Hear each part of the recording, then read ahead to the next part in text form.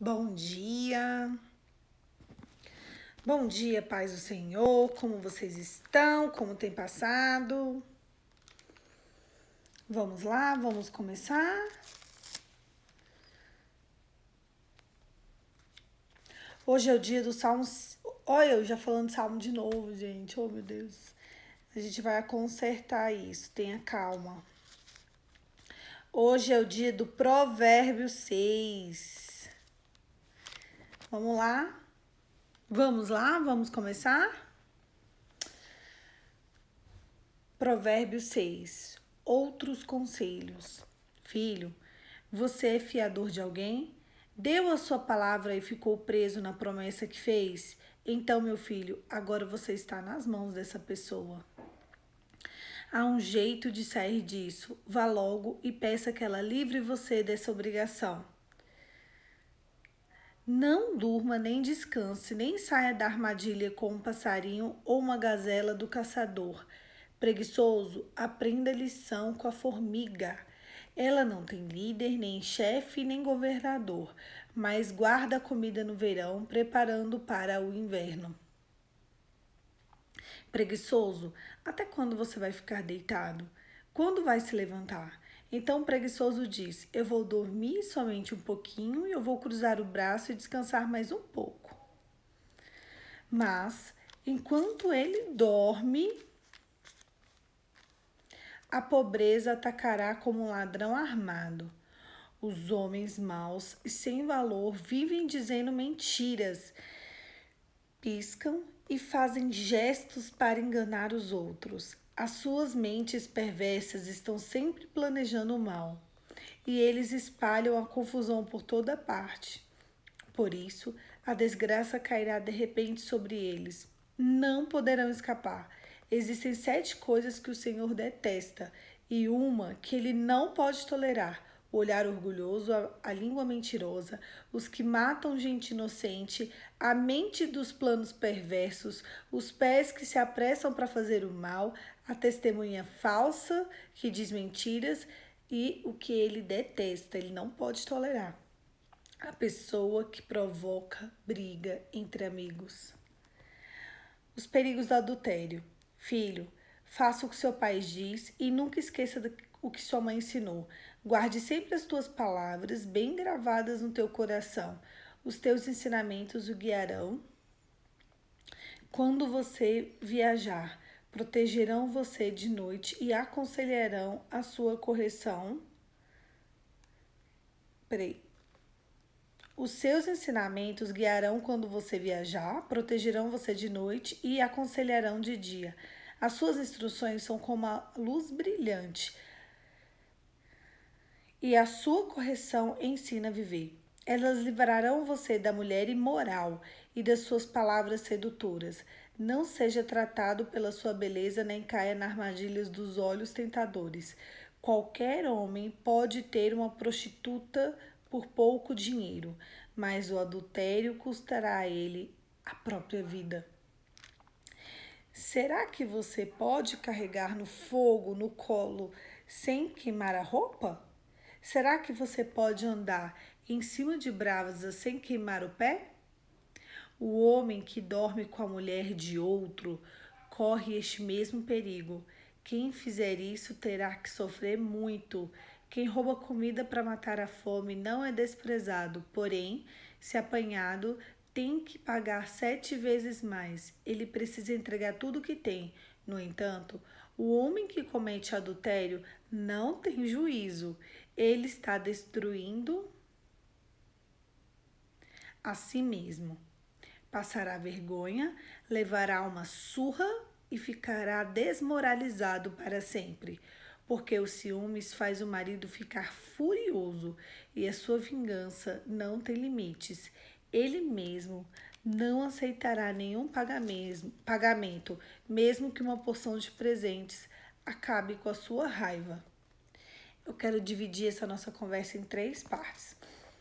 A primeira parte, o texto fala sobre você ser fiador e trabalhador, né? Ele fala de como você tem que tomar cuidado para você emprestar o que é teu, porque ao fazer isso, você incorre em não receber. Então, quando você for emprestar algo para alguém, tenha a consciência. Sabe, é engraçado que o Salomão escreveu esses provérbios há tantos anos atrás, há tantos milhões, né, de anos atrás. Milhões não, 1000 anos atrás. E parece que ele está falando com a gente hoje. Um conselho: não seja fiador de ninguém, porque se você for, até a tua cama podem levar. E isso é uma realidade até hoje. Então tome cuidado como você vai gerir as suas finanças. Muitas vezes a gente empresta algo a alguém na confiança, né? Na expectativa, porque a gente confia naquela pessoa e às vezes as coisas não são assim.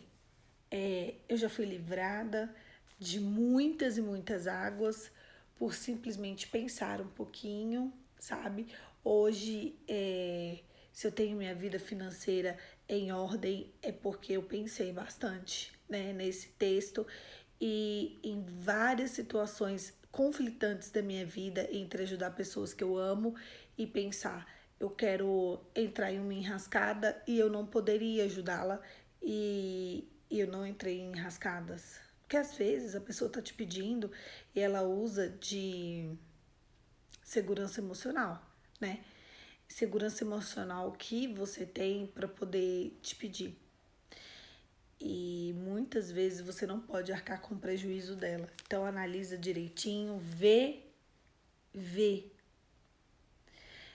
se é isso mesmo que você quer. Você pode perder a amizade, você pode perder um parente, né? A confiança em um parente por causa disso. Às vezes é muito melhor um não do que você falar um sim para não ficar em maus lençóis e a sua vida ficar em maus lençóis. A outra parte, ainda falando do primeiro ponto, ele fala sobre trabalhar, mas ele sempre dá o exemplo da formiga e fala com preguiçosos, né? Eu sou adepta há muitos e muitos anos a acordar cedo.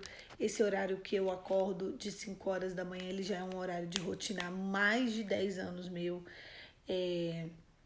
Na verdade, eu estava pensando que eu não acho saudável, eu não acho saudável você acordar quando o sono acaba. Ai, agora meu sono acaba. Então, você sempre vai acostumar o seu corpo a entrar no limite, né? A se satisfazer. Se você acostuma o teu corpo, não, vou acordar quando eu quero, acordar 10 horas da manhã, tudo bem.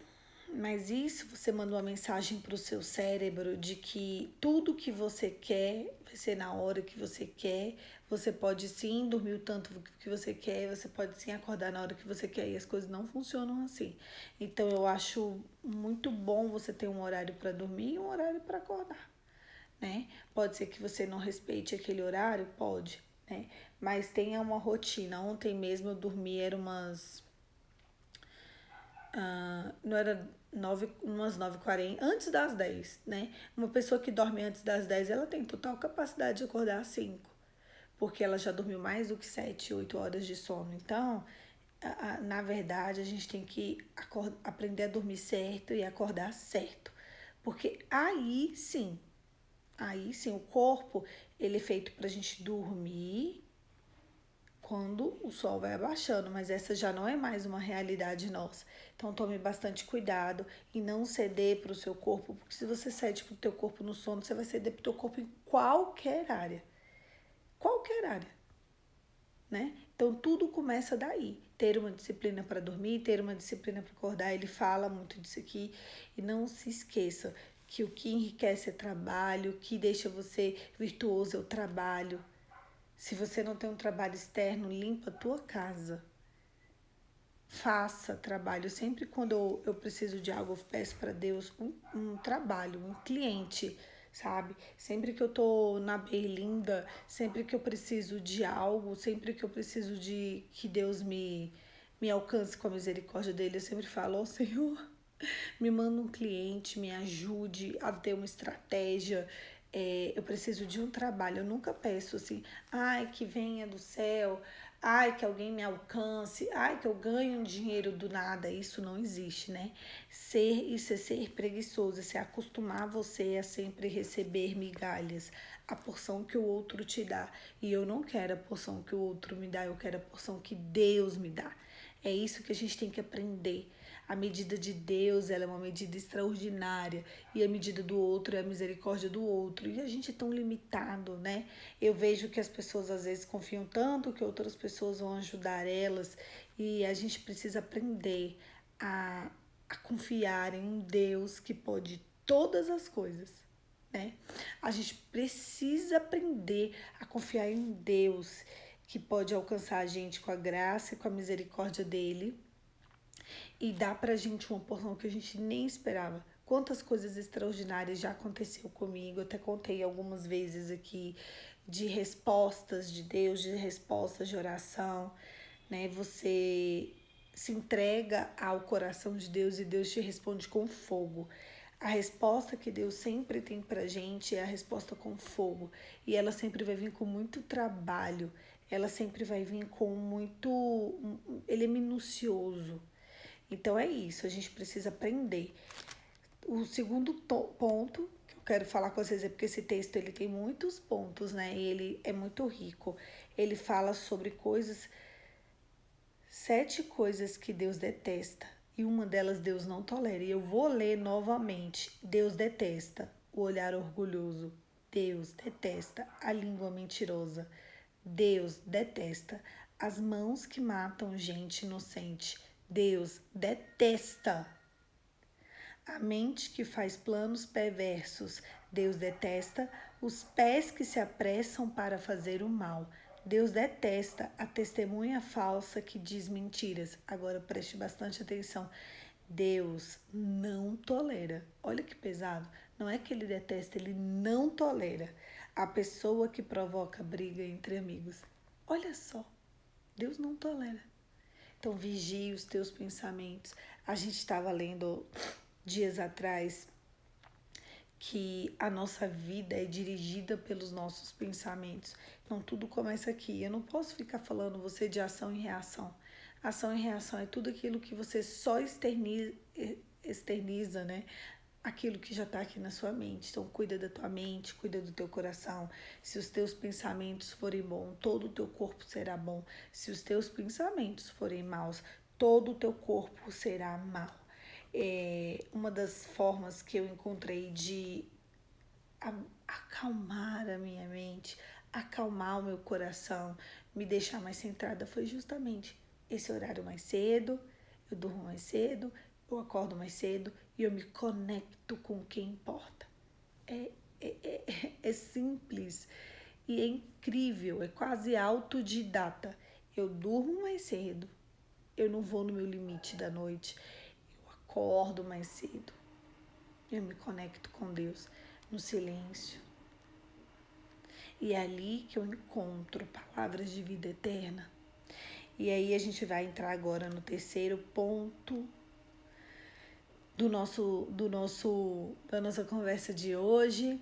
E é um ponto muito sério, que ele fala sobre os perigos do adultério. Eu quero ler só um pedacinho aqui. Eu vou ler 2 versículos de novo, tá? Provérbios 6, 26. Qualquer homem pode ter uma prostituta por pouco dinheiro, mas o adultério custa a ele a sua própria vida.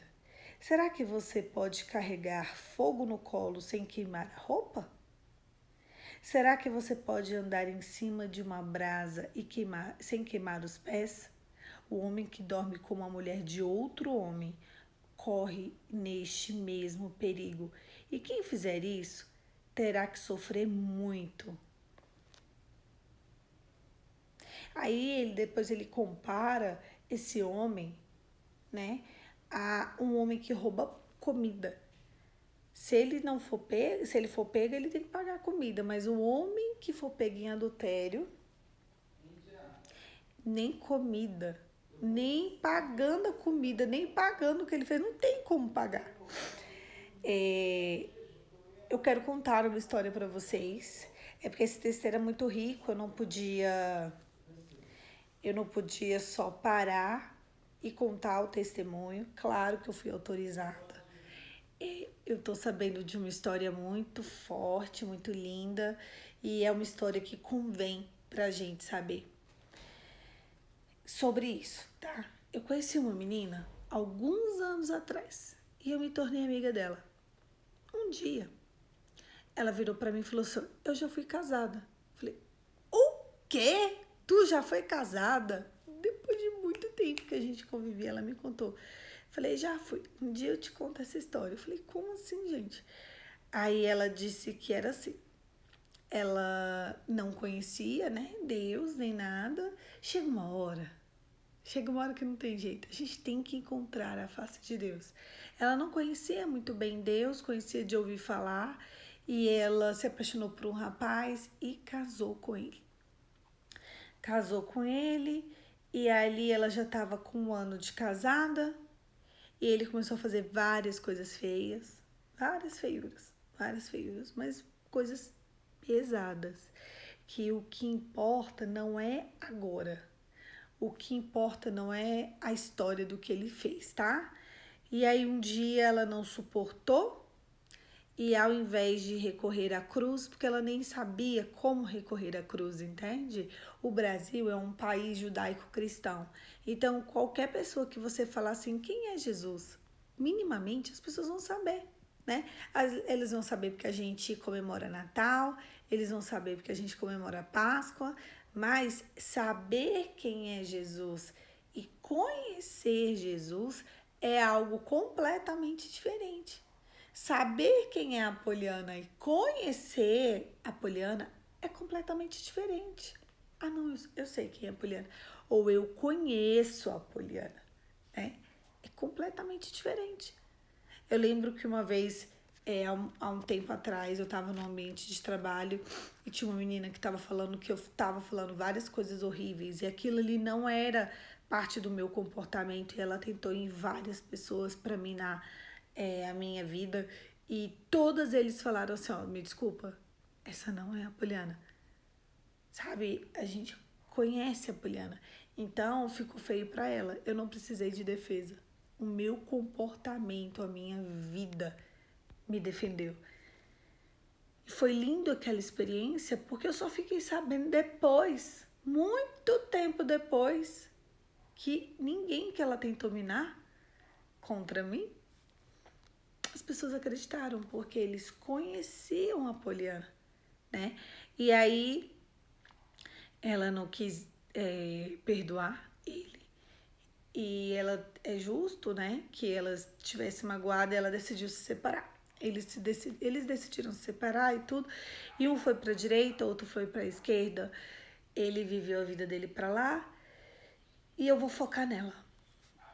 Ela se separou dele e é muito estranho para uma jovem se separar, né? Por mais que hoje seja normal e natural, geralmente ainda é muito estranho.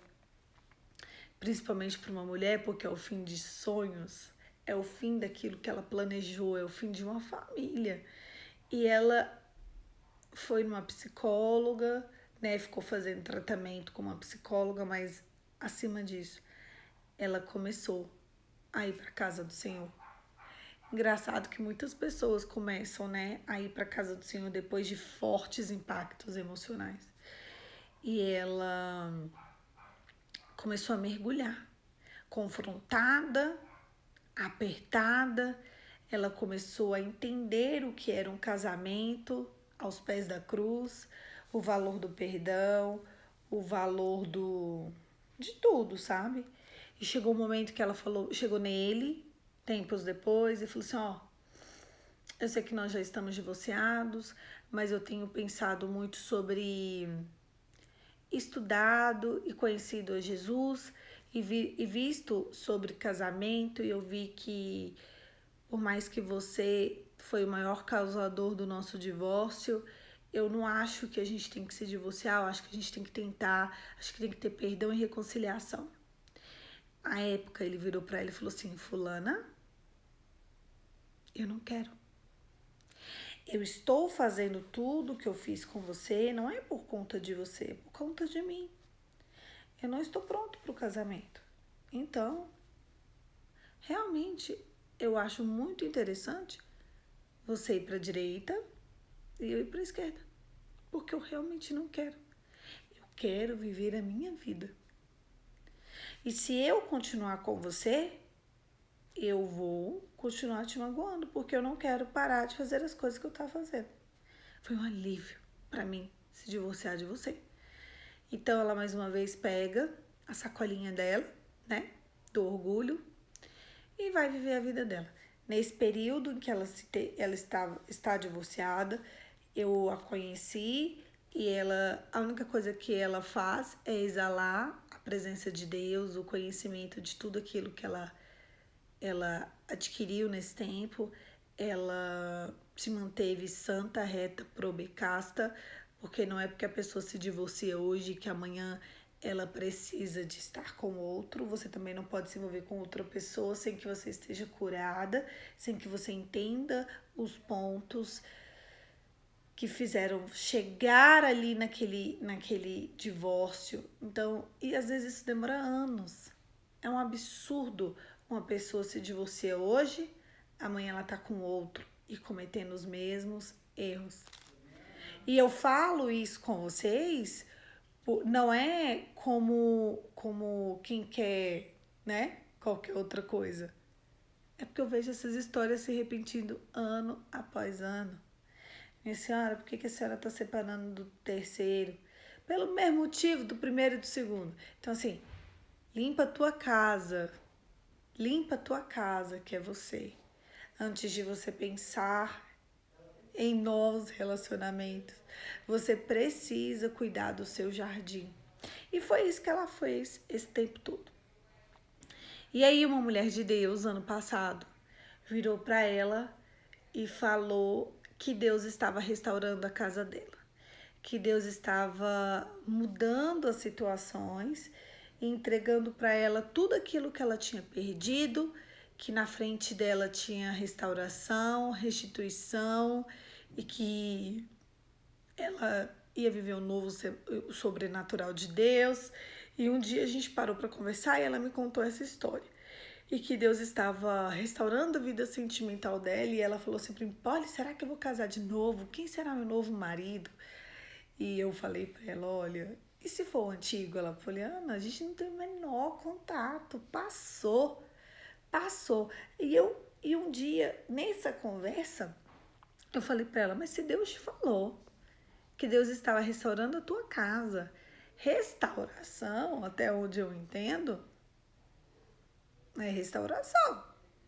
Ele não disse que ia te dar uma casa nova. Você tem que aprender a entender o que Deus está falando. Ele disse que ia restaurar a tua casa. Ela, não, tem menor fundamento isso. Eu falei, então tá bom. Falei, não, mas peraí, vamos lá. E se Deus tiver te dando o teu marido de novo? Ela, não tem possibilidade, Polly. Ele foi. Eu, tá, mas você aceitaria ele de volta? Você está curada o suficiente para aceitar ele de volta diante de tudo que ele fez com você? Porque tem alguns anos, mas quem deu causa ao divórcio foi ele. Aí ela pensou, falou: eu sou uma mulher curada. Hoje eu entendo o que é um casamento.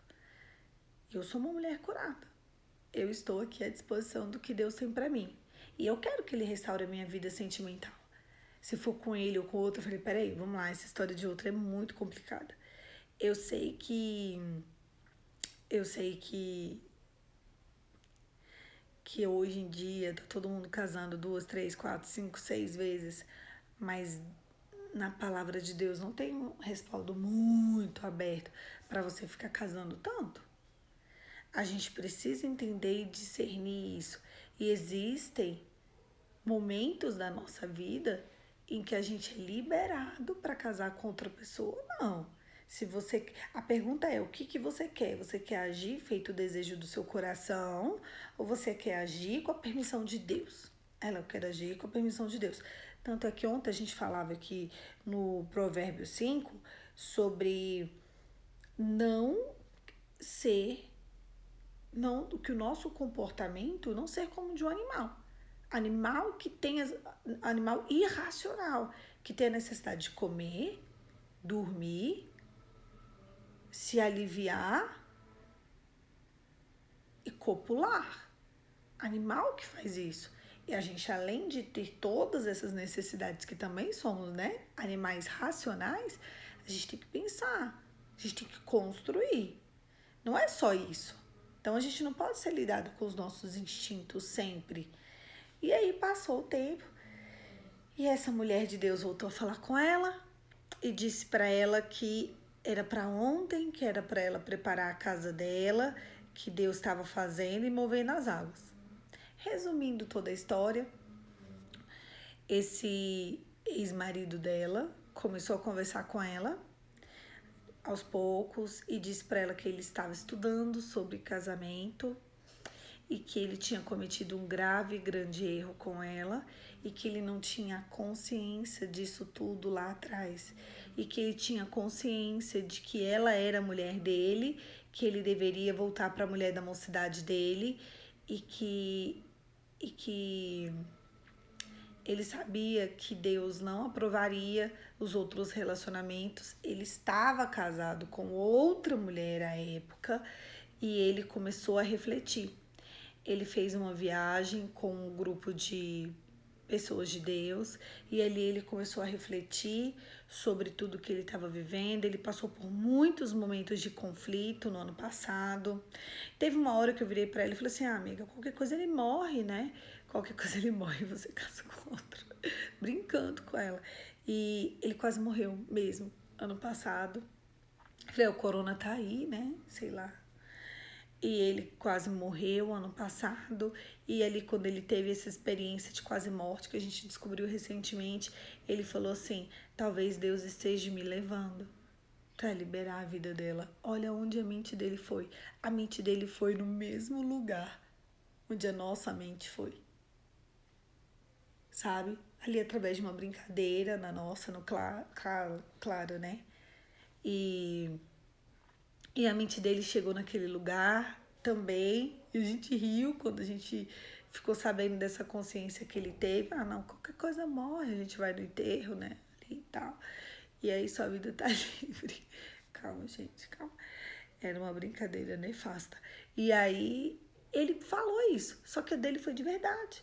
Ele falou, gente, se eu morro, a vida dela tá livre. O que eu tô fazendo aqui?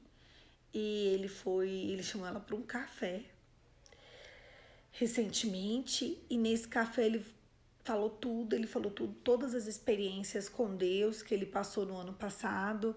Ele falou tudo que ele aprendeu sobre casamento, tudo que ele não aprendeu na vida dele inteira, ele aprendeu no ano passado, sobre... Ele terminou lá com a outra mulher, porque não era a mulher dele, ele era só uma outra senhora, né? Uma companheira.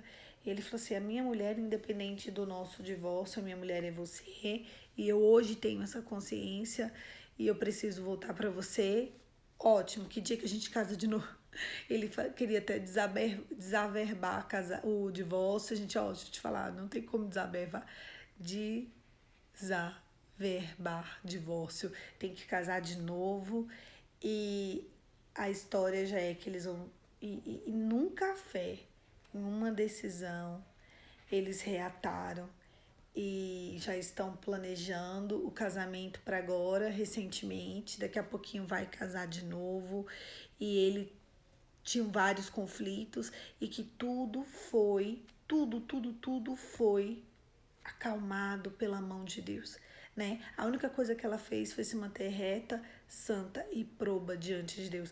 Eu falo isso, sabe? E é fechar todas as brechas. Eu falo essas histórias para várias mulheres que estão passando por problemas de divórcios. E a primeira coisa que uma mulher faz quando ela quer, não todas, tá? Algumas que ela faz quando ela se divorcia é querer, pronto, agora eu vou pra balada, agora eu vou pegar todo mundo, agora eu vou experimentar novos sabores.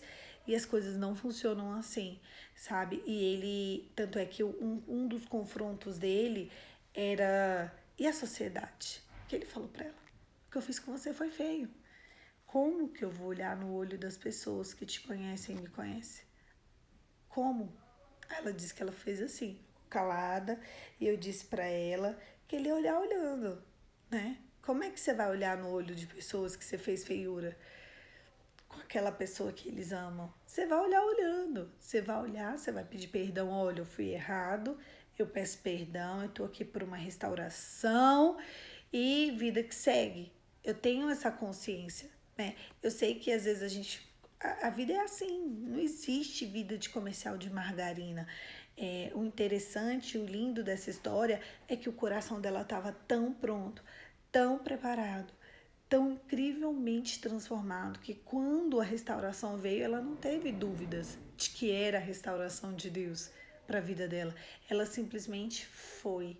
Ela simplesmente se entregou. E todos os conflitos internos em relação à sociedade, ao que as coisas iriam acontecer daqui para frente, são todas dúvidas deles, né? Eles só estão se organizando onde vão morar, de que forma vão fazer. Eles já. Engraçado que a primeira vez que eles se casaram, a primeira coisa que eles decidiram foi que ela colocaria um DIU para não terem filhos.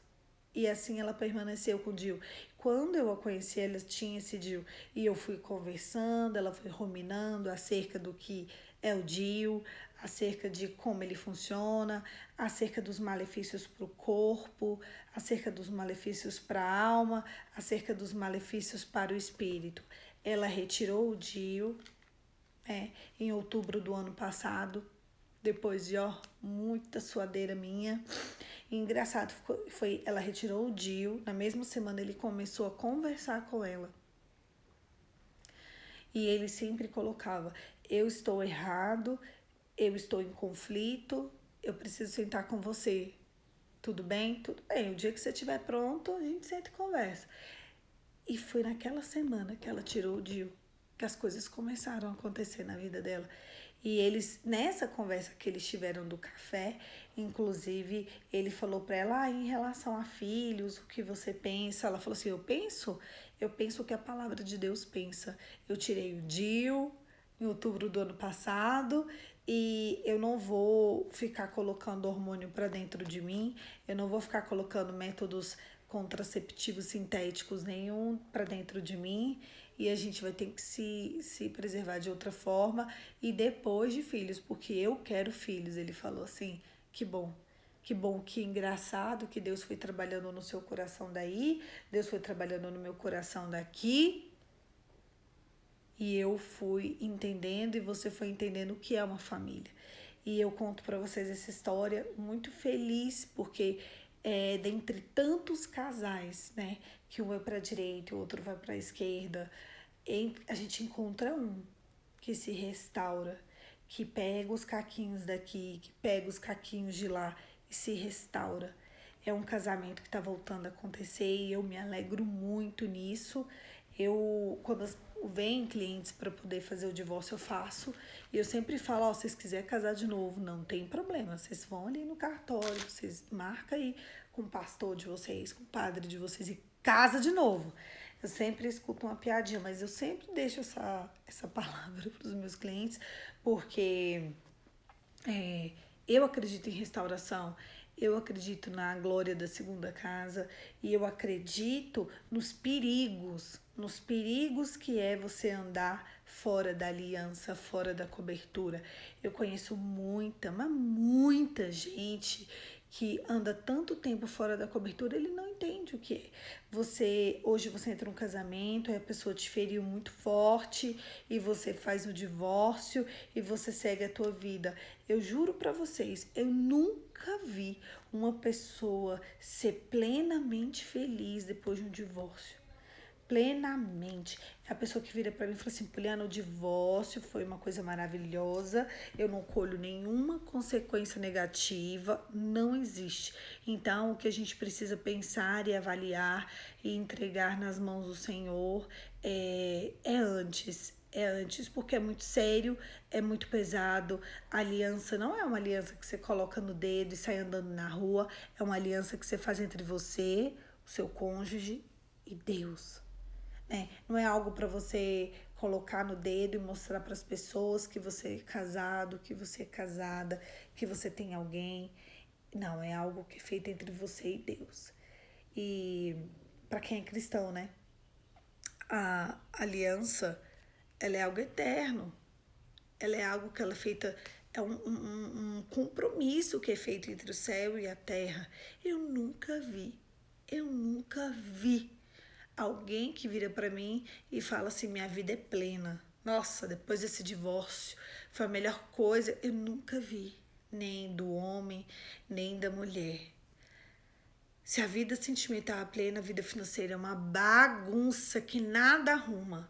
Se a vida financeira é organizada, a vida com amigos, a saúde é péssima. São coisas assim muito fortes. E às vezes a pessoa nem sabe que foi isso, né? E ela precisa buscar a cruz, a restauração. A pessoa precisa buscar perdão do Senhor. A pessoa precisa buscar uma nova história. Claro que não são todos os casos em que um cônjuge vai voltar para o outro, mas todos esses casos de divórcio, você precisa buscar restauração, que só vem na cruz. Você precisa buscar o perdão de Deus, você rompeu uma aliança, você se comprometeu num altar e você rompeu o compromisso que você fez, né, para aquela pessoa. Você rompeu com tudo aquilo que você prometeu. Então, você promete algo, você não cumpre, para Deus é uma coisa muito pesada. A gente lê hoje que Deus, ele abomina quem fala mal do outro. Imagina quem casa e hoje se separa amanhã, né? Eu sei que na nossa sociedade está muito tranquilo. Você pode fazer igual aí uma artista famosa que já casou 18 vezes, não é 8, é 18. E tá tudo certo, casa separa, casa separa. É bom para advogado que faz aí a partilha de bens, o divórcio, né? É bom para o novo casal que tá entrando no altar de novo. Enfim, mas eu quero saber o que Deus pensa. O que Deus pensa?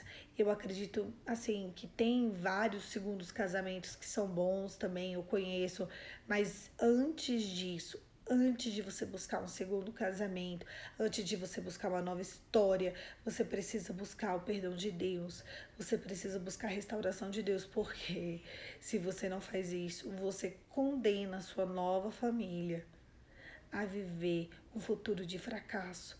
E isso é muito sério. Isso é muita verdade. Você precisa buscar um arrependimento. Você precisa buscar, sim, a cruz de Cristo. Você precisa ir ao altar. Claro, o ideal, o ideal é que você volte, né, para a mulher da tua mocidade, para o homem da tua mocidade. Mas se isso não for o ideal diante da sua realidade, o mínimo que você pode buscar e fazer é buscar uma restauração, uma restituição na presença de Deus. Arrependimento, porque você se comprometeu. Não é só diante dos homens, é diante de Deus. Eu vejo que falta muito arrependimento acerca de divórcio para muita gente. Isso é sério. Você sabe, a gente acabou de ler, o homem ou a mulher que comete um adultério é como se ela estivesse andando com uma brasa viva no colo dela. Você pode suportar? Não, eu sei que tem muitos trabalhos de coach que você pisa assim na, na chama acesa e não queimou o pé, não sei o quê. Mas você pode fazer isso como uma rotina? Andar sobre brasas vivas? Não, não pode. E a palavra de Deus ela compara quem comete um adultério com esse tipo de gente. É muito pesado diante de Deus. A pessoa acha que, não quero mais, quero ficar com outra. Não é assim. Você precisa fechar brechas, você precisa buscar o perdão que vem apenas do Senhor para a tua vida, para poder seguir, né? Ela já estava sentindo uma necessidade mesmo de ter uma nova vida, de ter uma nova trajetória, de casar, de ter filha. Ela é jovem, ela é mais nova que eu. Vocês verem, né? Eu tenho 34 anos, ela é alguns anos mais nova que eu e com toda essa história já. E ela já estava sentindo, sabe, a necessidade de ter filhos, de ter uma família para cuidar, de ter uma casa para poder zelar. E Deus, ele teve um momento que Deus perguntou para ela: e se eu te devolver a tua casa? Se eu restaurar, você aceita? E ela aceitou. Né? Ela poderia não ter aceitado e ali ela ficaria não sei como Deus faria também, né? Porque cada caso é um caso. Eu não tô colocando todos dentro de uma caixinha, mas em todos eles a gente precisa buscar uma restauração e arrependimento. Cuida da tua casa. Hoje a gente se alongou um pouco, eu vou orar bem rapidinho, porque eu sei que a gente precisa seguir o dia, né? Mas eu não podia terminar esse devocional sem contar essa história, sem contar que Deus é o mesmo Deus ontem, Deus é o mesmo Deus hoje, Deus é o mesmo Deus amanhã e Ele vai ser o mesmo Deus. Restaura a tua casa, restaura a tua parentela. Hoje a gente teve uma palavra muito extensa, com muitos detalhes, com um requinte muito grande de informações. Falou sobre ter cuidado para emprestar dinheiro, sobre o que a gente precisa fazer, trabalhar, não tem que lidar com o seu limite. Você não precisa estar sempre no seu limite em todas as circunstâncias. A gente precisa sim se esforçar, coisas que Deus abomina, coisas que Deus detesta, e falamos sobre divórcio. Provérbios tem muito sobre isso, sobre divórcio, Provérbios tem muito sobre adultério, Provérbios tem muito sobre comportamento conjugal, e é importante a gente observar isso, entender a realidade, né? Cada um sabe da sua realidade, cada um sabe de tudo que está passando no seu coração, na sua vida, nas suas circunstâncias. E ainda que você não busque restauração diante dos homens, você precisa buscar diante de Deus. A palavra de Deus diz: se depender de você, tenha paz com todos os homens, né? Não é porque você sofreu um divórcio, passou por um divórcio, que você precisa ter ódio das pessoas que te cercaram antes disso. A vida não é assim. Não precisa de ter ódio, não precisa de ter rancor de pessoas que favoreceram o seu divórcio, de pessoas que influenciaram no seu divórcio, do seu ex-cônjuge. E tudo isso você precisa de levar em consideração. Eu espero ter sido clara, porque eu sei que essa palavra foi um pouquinho maior do que a gente tem costume, mas ela foi muito forte. E se possível, ver esse vídeo de novo, tá bom? Feche os seus olhos e vem comigo. Pai, em nome de Jesus, eu quero te apresentar a minha vida, a vida do meu irmão que está aqui na frente. Eu quero te pedir, derrama luz sobre as nossas trevas. Eu declaro corações perdoadores. Eu declaro, Senhor, que em nome de Jesus a gente consiga seguir, a gente consiga entender o teu propósito e a gente consiga, sim, estar debaixo da tua cobertura. A gente consiga, sim, buscar a restauração e a restituição que só vem da parte de Deus. Em nome de Jesus, amém. Amém, querido. Eu declaro sobre a sua vida uma vida plena, uma vida cheia da graça do Senhor. Eu declaro sim de Deus sobre a sua vida. Busca a restauração que só tem em Cristo. E ali sim você vai conseguir ter uma vida plena. Eu sei que a gente vai ter muita aflição ainda. No mundo tereis aflições, mas tem de bom ânimo. Eu venci o mundo. Jesus venceu o mundo e é só nele que a gente pode sim ter plenitude. Um beijo, fica com Deus e até amanhã.